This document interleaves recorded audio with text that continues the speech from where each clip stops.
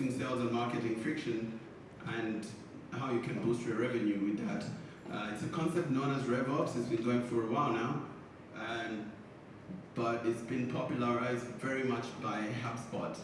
I'm talking about how you can get all the different parts of your sales, marketing, customer success to work together in unison. And before I do that, I'll just brief intro about me in terms of like, why do I do what I do? Why am I passionate about this?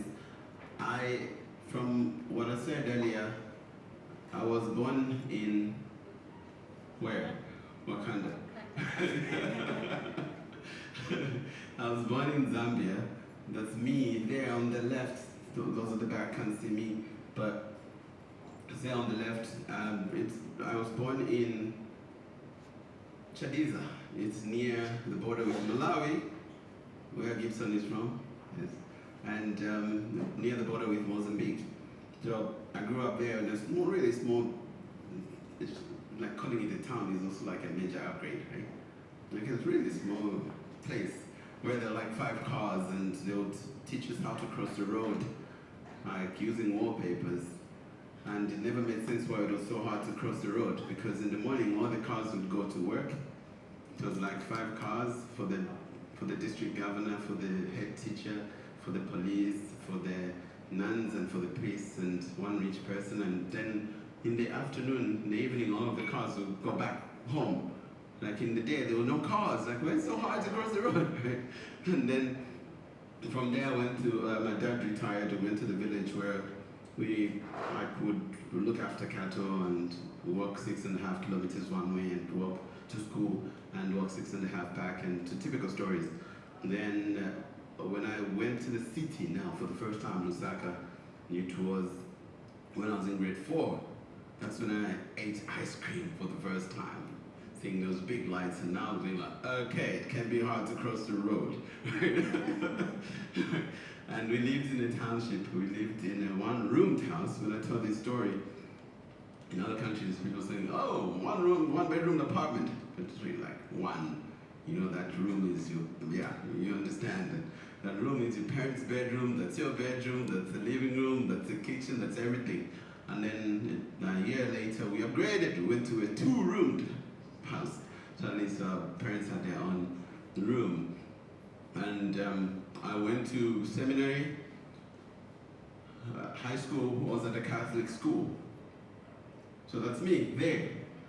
Right. Grade.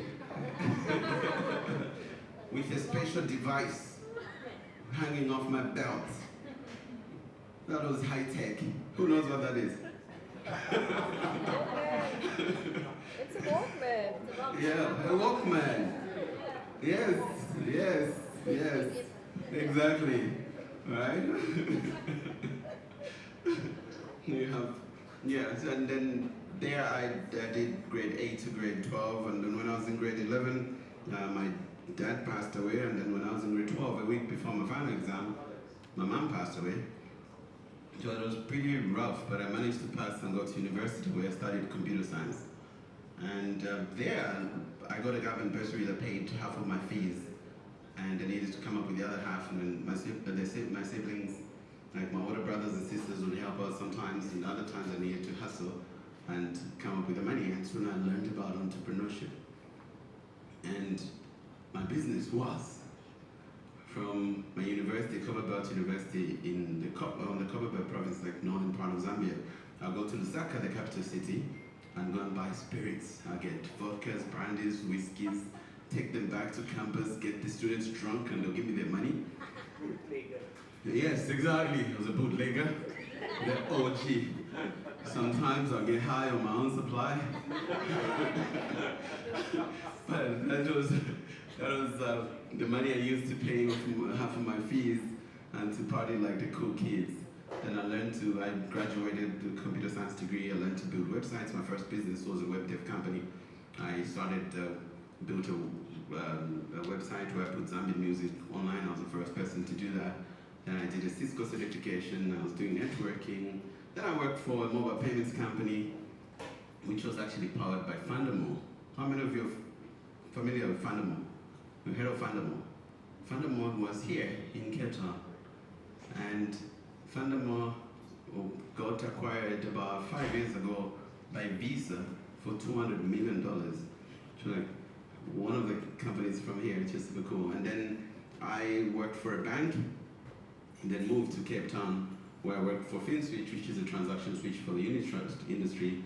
And then I did an MBA across there at the waterfront at GSB, UCT, and then quit my job to run my company full time. And that's when I moved away from IT completely to do entrepreneurship. But it hasn't been like a smooth path. I'm sharing this to just for those of you entrepreneurs or those of you who are incorporating like how to transition. I did that over a period of time, like always running a side hustle, and then I was always following like different mentors that tell me what to do or just do it. Because I was looking at people that I look up to, and then I ask them like, I want to do that. They say, okay, do this, right? So for instance, the best thing like I'd say is take advice from people that you want, who are already doing what you want to do, okay? If you want to be a runner, yes, take advice from people who are running and join people who are running. You don't call up a bunch of friends who are not running, like, let's start a running club. People make that mistake. A lot of times, people just giving each other like bad advice, getting advice from people also struggling with the same thing. So you just have life advice, business advice.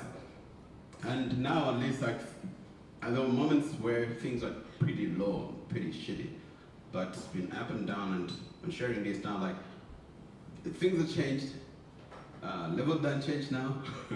So it's I've been now from watching planes and failing, trying to figure out how you cross the road. I've been now to all the continents apart from South America. The closest I got to South America was Mexico. What continent is Mexico in? Well done. It's North America. Central America. Okay, cool, fantastic.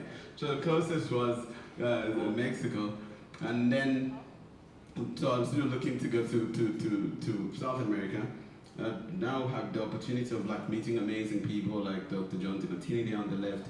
I spent a month in Bali with Roger Hamilton in the middle there, learning entrepreneurship, and then I was on the top right as billionaire Tim Draper. He invested in Hotmail, Tesla, Stripe, and all of those. And then on the left bottom, that's Patrick Pichette. He was the chairman of Twitter and the CFO of Google, and then did the firewalk with Tony Robbins in Silicon Valley. And then so I've got the opportunity now chatting with like Steve Blank, for instance, Andy Raskin. He's a storytelling guru from Silicon Valley.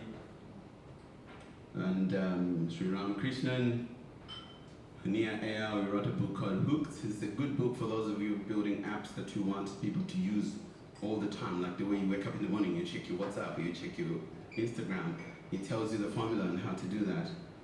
And that's DHH. And then we've had trips to Silicon Valley multiple times. We were in Silicon Valley again like 2 weeks ago, but like we're going to Tesla, to UC Berkeley, Google, Stanford, and a few other amazing places. This was to Milan with the Duomo with the family, to the Taj Mahal with the wifey.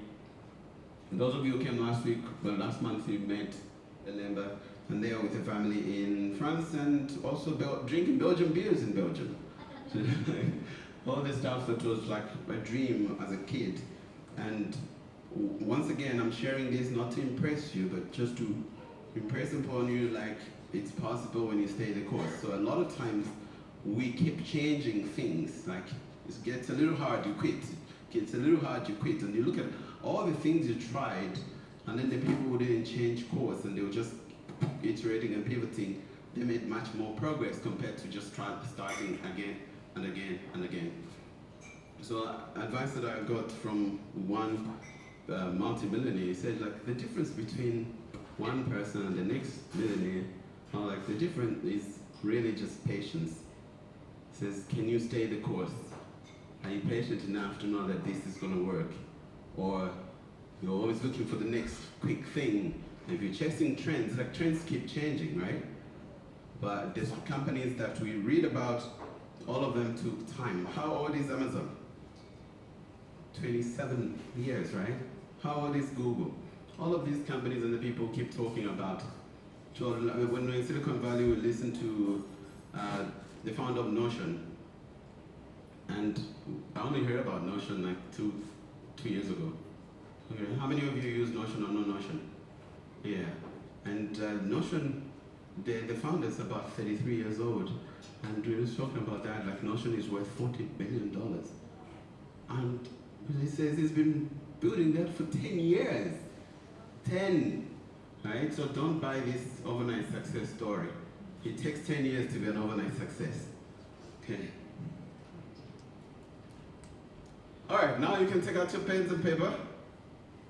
We're going to go now technical in terms of how to actually reduce sales and marketing friction and boost revenue. How many in here have got teams, like sales teams, marketing teams? How many? How many of you have got like, okay, cool. How many of you have got like marketing people in your company? Great. How many of you have got marketing people, but no sales people? How many of you say like, everybody's in sales? Right? Meaning nobody's in sales. Okay. So that usually is the case for a lot of companies, right?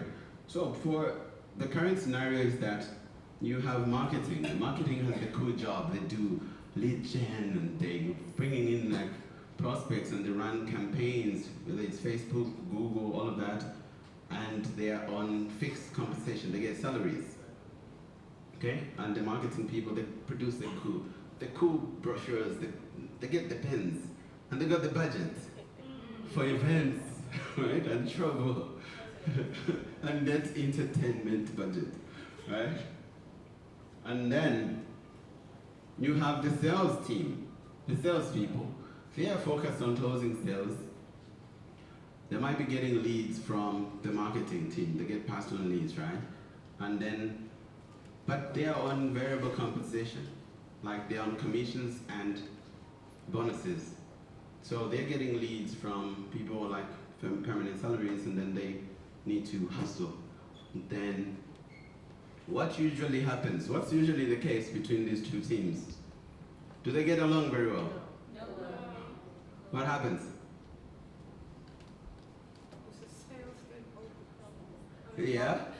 The marketing team promises and the sales team tries. The marketing team promises, and then the sales team try to deliver, okay? Or sometimes the salespeople actually just ignore everything marketing is saying. Right? They just do their own thing. They're like, oh, they're cowboys. They're not following the procedure. We're like, and then saying, you don't know what really happens. You're telling me to go through all of these and the customer was ready to buy. Like, should I say no, right? And then they're always just fighting. And then sometimes like, why aren't you closing? Why aren't you making money? And it's like, all the leads that you're giving me are shit. Right? Like, so I ignore your leads. And then you have maybe like one person who's doing sales and they need to do everything. They need to prospect, they need to close, and they need to look after your customers. Right? Customer success. One person. What usually happens? Yeah? Either they do just one of those things very well. Either they just got a nice long list of prospects they can't close, right? Or they get the few that they close when they say, oh, I got these clients, we should close them, and they do close them. But they can't get any new leads. Or they're just very good at looking after existing customers. Like they can't get any new leads, they can't close anybody. And a lot of times, one of the mistakes that companies do is to expect one person to do all those three parts. The person who can do that is a unicorn. Okay? It's very rare to find those things, if you do. Okay? Right. So, and then what is customer success? What is customer success? Repeat business. Yes, absolutely. So for a lot of companies, they think that customer success is glorified customer care. Right? You think like, no. Like when you have problems, you send in customer success, or you have customer success people. And then in the other companies, it actually just doesn't even exist. Like, you don't even look after existing customers. But what it is, like with customer success, is really what's been said, trying to get repeat business, making sure that your customers are winning, okay? And for instance, how many of you know that Photoshop is amazing? And how many of you have tried to use Photoshop and can't get anything done? That's me. It's like, this wonderful thing, I don't know what to do with it. And then you get frustrated, like you don't touch it again. So a lot of companies, when you buy from them, it's like just looking at that white screen of Photoshop, like, whew, what do I do here? And then when people buy stuff and they can't win, what kicks in? Buyer's remorse. They remember all the mistakes they made. They're like, oh, this is another one of those. And then they want to ask for a refund, and they want to ask, you know, or they start complaining about everything else. So same thing for you when you go and, when you find like, wow, this is the one that's gonna work. How many of you have got like a whole stash of shampoos under you? Whole stash of face products, like this is the one that's gonna work. And the moment you get it, like, oh, here I go again, making another super expensive mistake. And then you're worried that your partner shouldn't know about this one. Because, right? Because it's like just reminding you of all the mistakes you've been making. So customer success, their role is to help reduce that. Even just when somebody buys and when you buy and they say, well done, you've made a good decision. Even if the seller tell you that, like, thanks. Because we're always remembering the mistakes we've made. And so somebody says you made a good decision and they help you win. Like, this is how you use this. So for instance, like, a lot of the market that supposed to go to Photoshop went to apps that just used like, why things like Instagram and Snapchat did very well. It's because it's just made everybody become excellent in Photoshop. Right? Like just those filters, everybody's a pro, and that's what you want your business to be, that when people get in, they should just feel like, oh, this is cool, this is easy. And if it's not intuitive, just guide them through the process. You remember when you're traveling, you check in at a hotel, and they say, oh, welcome, Mr. and Mrs. van der Merwe. So like, these are your room keys. Your room is on the 3rd floor, 309, and then breakfast is served between 6 and 10 a.m. on the left, from outside the left side of the lobby. And what's the first question? What time is breakfast? Like, they just said it.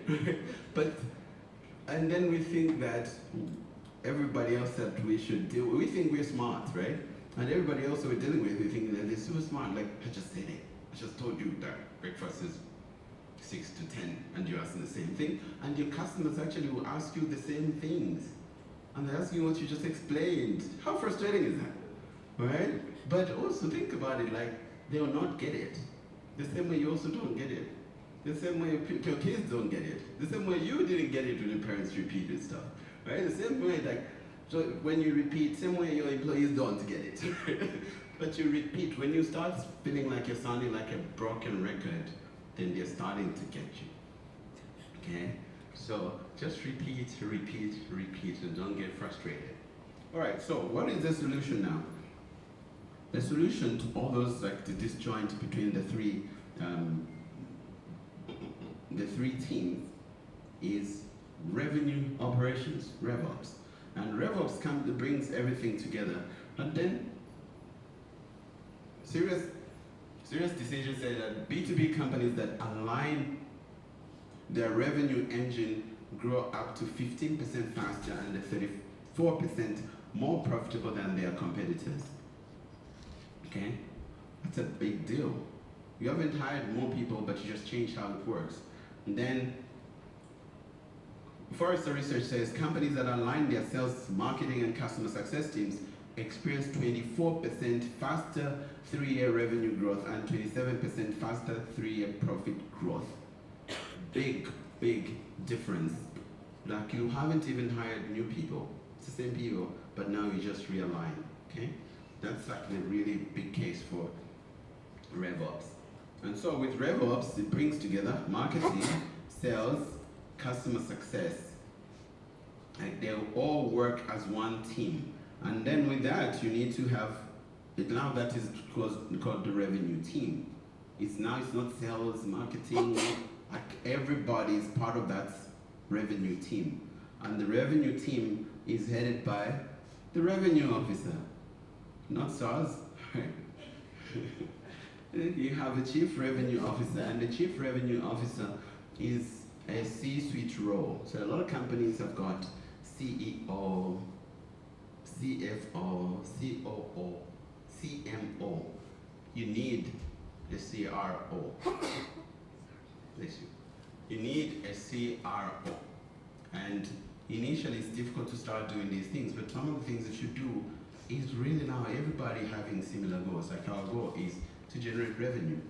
And then everybody has got a part of their compensation which is fixed. You all have salaries, and then everybody has bonuses that are tied to revenue, to results. Then now you know that the lead gen guy is not just going to be giving you any lead, right? And then also the customer service guy knows also that we need to make sure that this customer keeps buying and they don't buy once. And same thing with your salespeople. They know to work together and saying, hey, that client that I closed, how are they doing? As opposed to they finished, they just on to the next one, right? So, this process now, you have the same process of marketing covers awareness, okay? And a lot of businesses, when we go in as Pranary consulting with companies with different sizes, small and mid-sized companies, a lot of times when they're saying we're struggling with revenue or we're struggling with sales, we find that actually they're doing very well with marketing. Their marketing is very good. They've got a lot of money being spent. They've got people dedicated to that. And they're giving Facebook and Google a lot of money. Just like, giving them like, Mark, I love you so much. Here's my money every month. Just giving Facebook and Google. But there might be a lot of them don't have anybody actually looking after sales. So you could fix something by just having somebody look after sales. Like on a weekly basis, they are reporting on sales. Okay? If you don't have somebody like that in the company, then you as the CEO should do that. In the team meetings every week, you're reporting on sales. So you find like people saying like, business is not growing, we're not making any money. Like who is handling sales? No, we're all handling sales. Okay? Who is reporting on sales? But you have somebody who's doing social media. But is the social media adding to sales? Is it translating all the way through? Okay? So very important that you have now that awareness, and there's consideration where people are trying to see should they buy from you, should they not? And then there's a conversion. When they finally give you money, they move from being a prospect or leader, then they become a customer. Okay? So one of my mentors said, like, one way of thinking about this is like, are you thinking about it like you've made a sale and it's small, but it's a big shift. Have you made a sale or have you gained a customer? If you're thinking of it in terms of, I've just made a sale, then you move on to another sale and another sale. But if you have gained a customer, you actually want to keep that customer and make sure the customer is happy, because we all know that you generate more money from existing customers than from new customers. Okay? So you haven't made a sale, you've gained a customer. And then customer success now is about increasing lifetime value of the customer. And so you have upsells, cross-sells, and just really now making sure that your existing customers are spending more money with you. So you will have, those of you who got subscriptions, you will have churn where you are losing customers every month. Some customers will drop off for whatever reason, right? Even if you do everything right, they might just, like something happens, right? And then you want to maintain your revenue or LTV. So you can have, where now you have even more revenue with fewer customers, or more revenue even if you have churn, because your existing customers are actually spending more money with you. Okay. Great, now we're gonna have a checkpoint. A checkpoint is where we're just asking for you to just talk to somebody next to you, saying like, where do you feel you need to do some work? And which parts do you feel would be, like where you're feeling, okay, this part we do pretty well or not so well, but definitely this part we need to do some work. Just chat with somebody next to you. Just for 1 minute. Let the other person speak very quickly, otherwise let's...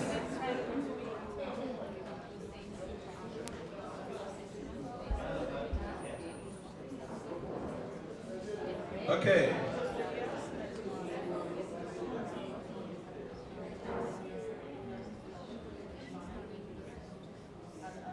All right. Cool. Okay, thanks.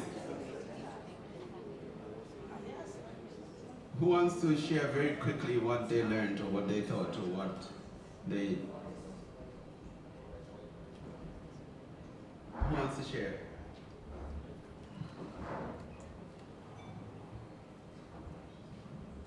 Well, I learned, can I tell the story that I learned from the partners? Yes. And he said he's having a difficulty with the sale because he said it's very difficult to keep his client into conversion and building their long-term relationship.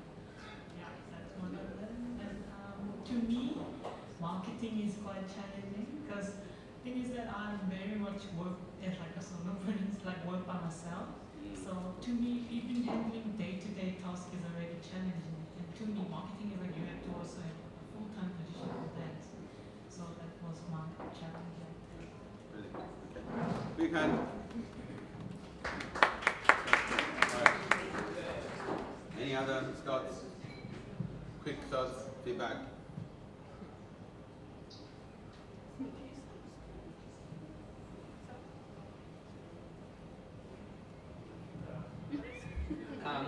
Well, I think not out of the discussion, but out of what you said, just having the marketing and the customer care, also earning commission. That was like it's a very small thing, but that was like a moment for me. Oh, great. Thank you. Cool. Thanks for sharing. All right, so in closing, I'd like to just say that if you're looking at it, the ideal scenario is to have all those three parts. Okay, you can have three different subsections of your revenue team, but working together. So you have, but everybody knows what the key metrics are. You also see that campaign, we got 20,000 impressions, and we got 500 people signing up, but we had 50 people showing up, and then we had 5 actually buying, right? But everybody seeing that, you'll be able to see, okay, although for marketing alone, eyeballs are like a big thing, but if it's just getting 2 people actually buying, then you get to see like maybe we need to change a few things, because sometimes you do find that when they're working in silos, marketing will be very impressed with their ads. Like, oh my gosh, did you see that? And people watch the ad and they laugh. They share it, but sometimes they don't even know what the ad is advertising. Like, it's so funny, it's so good, look at this. Like, what are they selling? We don't know. And then marketing will like, wow, we did so well. And the company is broke. Okay, but if you're working together, you can follow through and work to say, yeah, we can follow up with that and that, and then just seeing what is working. And you will find sometimes the stuff that works is boring. And then also you're thinking that, no, but I wouldn't want somebody contacting me every week. But you're thinking about yourself. But think about it this way. How many times has those of you who are businesses, you had somebody make an inquiry, and then you followed up a week later, and they say, who are you? Where are you calling from? About what? A week. They forgot you. They forgot. And same thing happened to you, that you made an inquiry about something and they call you a week later. You're like, what? What's your name? About what? Me?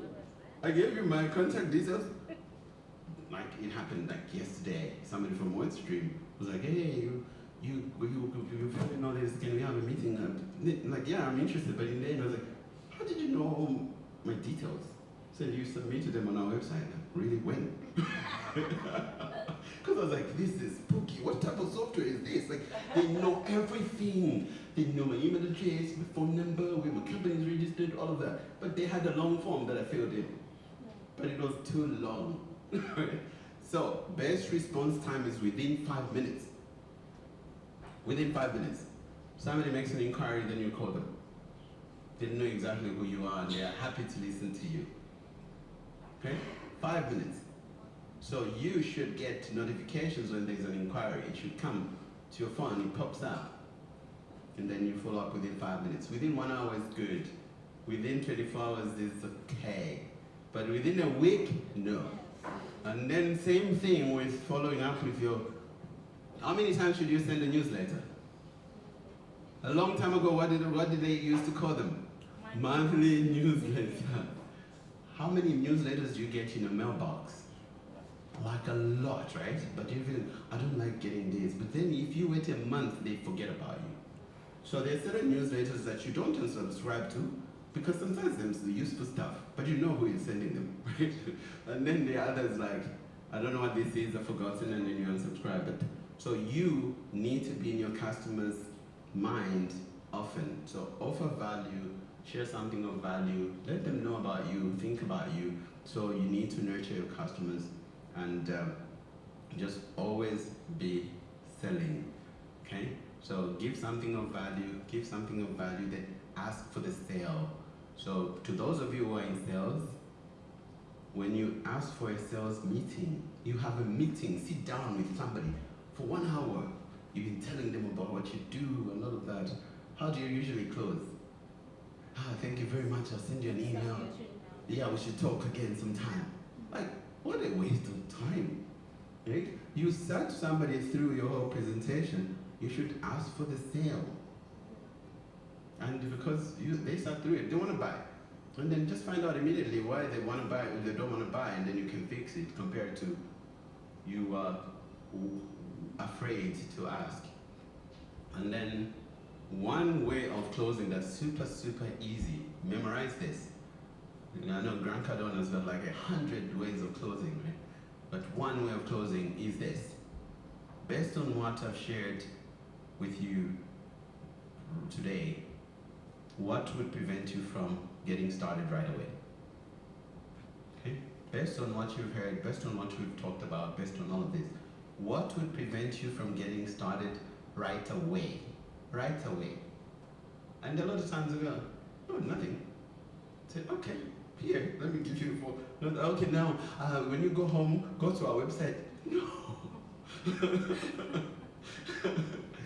Just give them how to sign up here, put your, take out your credit card, enter it here, ask for the sale, just make it super easy for them to finish. Okay, and they'll be happy that they did. And you might feel like you're being pushy, but you're helping them because you believe in the product that you're offering, okay? And if they say, oh, I need to go and do this, I need to go and do this, at least you know what it is. And then say, I need to talk to my partner. I say, okay, well, what do you think your partner's objection would be? And then they'll say, they might say that it's expensive. It's them thinking it's expensive, right? Oh, my partner might say, then you can address that. By the way, I learned something though. They say that when a man says that, I don't need to ask my wife, he's lying. And when a woman says, okay, I need to ask my husband, she's lying. All right, questions? Questions? Yes. So, you can shout. Yeah, I'm just going to shout. So, you know how you started off and you're saying, right, so marketing and sales, they tend to butt heads because the leads and these qualities are absolutely horrible, and sales say, I'm not going to worry about your leads, I need to go do my own thing, and the client doesn't worry about all the warm, fluffy stuff. I've got the opposite problem. So I've got a customer success team, the people that look after the clients. The clients, they have to make the cash register sing. And they're constantly saying, what about the bollocks the salespeople sell? It doesn't matter how good your marketing is. If that doesn't work, you won't retain the client either. Fantastic. So part of it, that's a that's a good question. So part of it is to really, for them now to have that conversation, like, look, if we can't keep these people, we want to continue to make the money. And then if they're seeing that actually, that when the customers are not succeeding, it impacts their income as well. But if they're just being paid, whether the customer signs up for 1 month and churns, then they don't care. So a lot of companies, the compensation is such that actually I don't gain anything by looking after the other customers. And then it's still the same whether the customer was here for 1 month or 1 year, has to don't get paid from month 2 based on that. So let them have that conversation together and then start to see that when you say this, it creates this problem for us and the customer gets disappointed and then they'll leave. Then having those quick fixes. Then one way again of like handing over, you have a sales development rep, right, an SDR, who is just saying, thanks for making the inquiry, I want to ask you a few questions. So they're qualifying you, they're not closing, they're qualifying you for the closer. And say, I'm arranging another meeting for us with then whatever title you give the person that closes, then that's like a nice handover. Because sometimes again, like I've been talking to MJ, now you ask me to talk to Lisa, like then I'm feeling like their handover is not nice, but it needs to be, okay, I'm going to introduce you to MJ, who is an expert to help you with this. Cool. Any other questions? Yes. Hi, thank you for the presentation. I just have one question. Like, for example, like let's say I'm a solopreneur and I want to expand my business, then I start hiring someone for the first time. So you want to hire the sales and marketing person and salesperson. Then what is the strategies or approach to build your dream team? Like how should I approach? Good question. How do you build a team when you're starting out? Yes. Before you answer the question, Just on top of what the question is, some of us are small or one-man, two-man companies, and so how do you fill those 3 hats and start expanding on it? Because it's not always that you have this kind of value chain that's able to support what you want. Okay, great. Good question. So how do you grow a team? How do you start getting people, right? So there's one tool that we use, which is the wealth profile. Some of those on the program done that. Like it shows you at what level. So this level, where a lot of solopreneurs and a lot of businesses are, it's the yellow level where you're feeling like you actually are the business, right? You are playing multiple instruments and like you're watching the people enjoying your music and and it's nice because people have come to watch you, right? And then when you're not here, when you're on holiday, your customers wait for you. So it feels special that way. Oh, okay, she's not here, we'll wait. And then also you got freedom. I can work from home, you can work from Bali, you can work from wherever, and it's nice. So that nice bit is what a lot of times will trap people because now you can just decide if there's a freedom. And then what happens, the excuses at this level, like to move up, is that one, I can't find good people. How many of you can relate to that? I can't find good people. Then, when you find good people, I can't afford good people.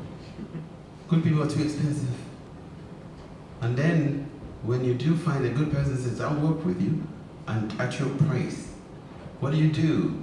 You give them the job description and then you leave them alone.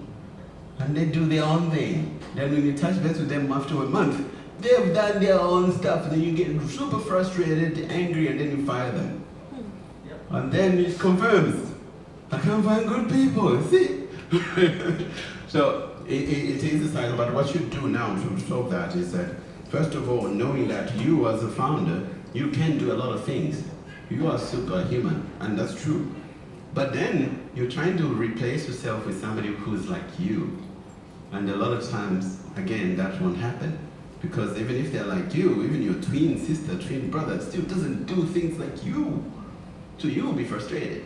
So you need to let them do things their own way, and then you say, look, let's get these type of results. So one. And then number two, you need to train them. Okay? You need to train them. If you think about it, like some of the world's like mundane jobs and like just making the same type of food, serving you every day. Welcome to, once you're older, they get trained. And then you are doing even more complicated stuff and you don't train your people.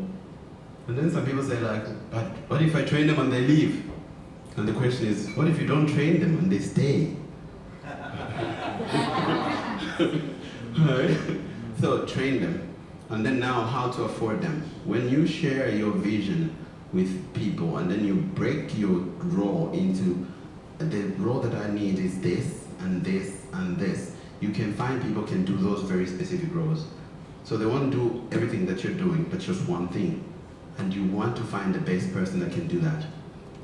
And then the wonderful thing now in this the new economy is that you don't have to hire them 100% of the time. So you can work with the top person in the world and just pay for 1 hour or 2 hours of their time, per month, per week, per day. And that's what you do. So meaning you can afford really great people. And then another thing, so affording great people will be that. Then another thing that will help you afford good people is that you need to charge the right prices. A lot of times, a lot of small businesses, prices are too low. Like you can't survive even on your own, you cannot.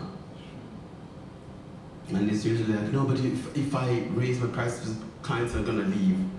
And one of my clients here is like, you need to increase your prices. And then she did. And the clients are like, yes, we were wondering when you were gonna increase them. It was too long, you kept your prices at this rate for too long and you're really good. And then you increase that and it changes. So it was the same thing for me, like I was listening to mentors and one of my mentors like, whatever you're charging, charge double. You don't know my market, I'm from Africa. And then I did, I was like, oh, none of my clients blinked, like life just went on. So now if you're competing on price, it's not a good thing. Because if you're selling a commodity, yes, people just look at price.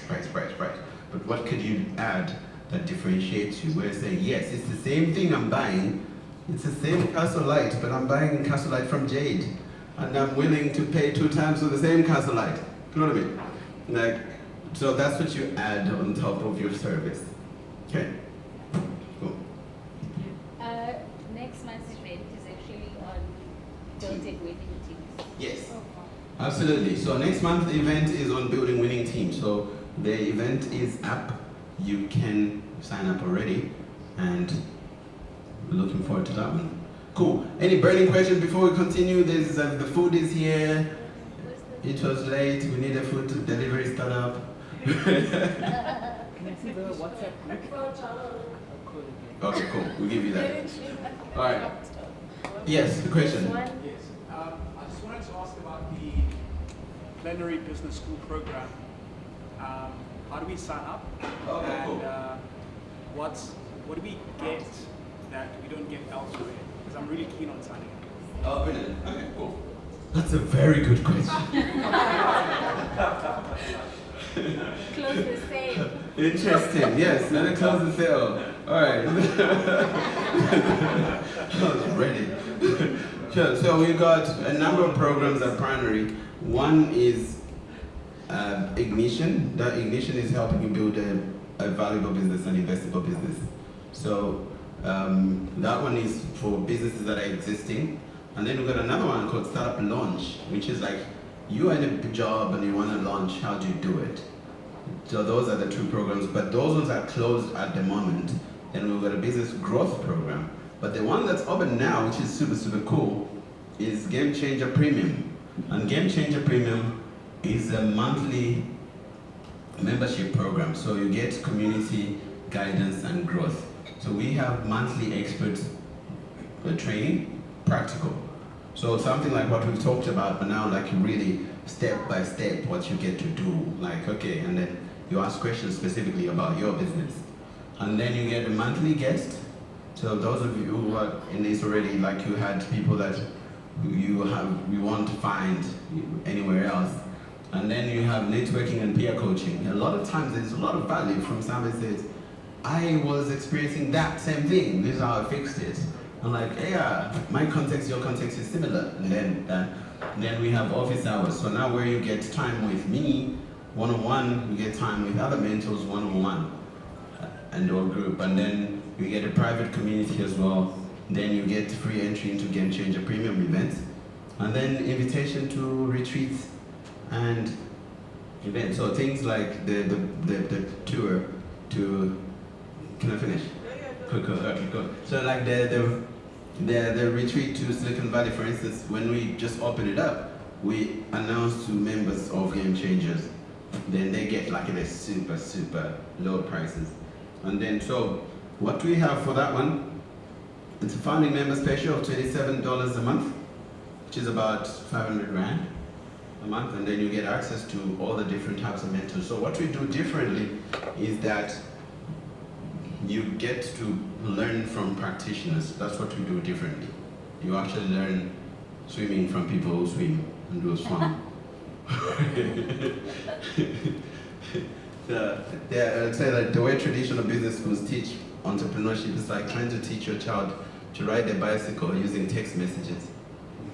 You say, balance, child. It's like,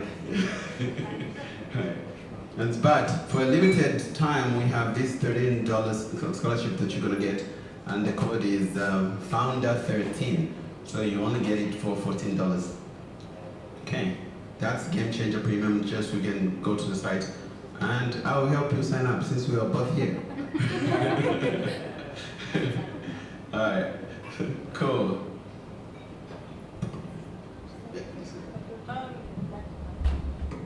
Yeah, obviously I already signed up. I just had a question, and I know it's not scalable, but is there any time that you can just talk to you or someone one-on-one, besides the group events? Yes, literally. How is that possible? Okay, so I do the one-on-ones like in Game Changer Premium, but outside Game Changer Premium, you sign up on a $600 program, then you get 4 sessions. Okay, it's a separate thing. Yes. It might be nice to make that more obvious on the site, Okay. so that we know that we can actually meet with someone one-on-one. Oh, nice. Cool. Yeah. Okay. Cool. Thank you. Thanks, Lisa. So Lisa's been with Pranary from day one, when it was an idea. We used to be startup circles like my demo day, and then sign up. Like Lisa was like number 2 person that signed up. Yeah. So thanks, Lisa.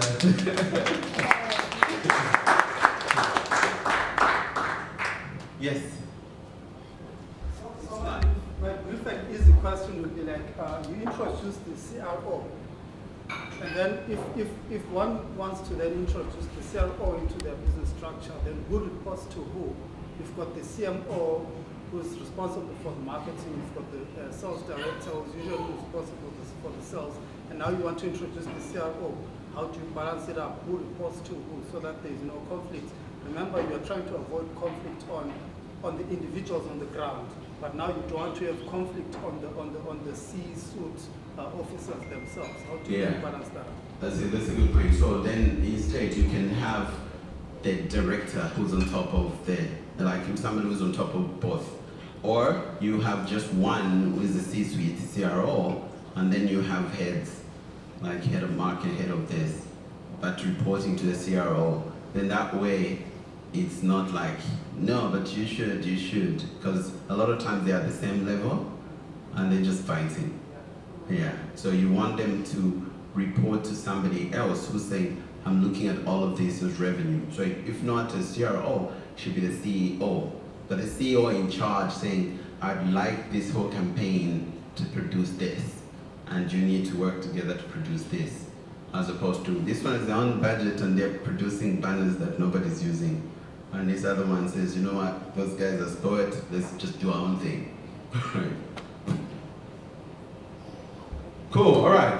To join the Pranary WhatsApp group, we've got the WhatsApp group here. So you can just scan that. We also have a sheet of paper where you can scan. And yeah, so we're gonna take a group picture. Thank you very much, everybody. Big hand for yourselves.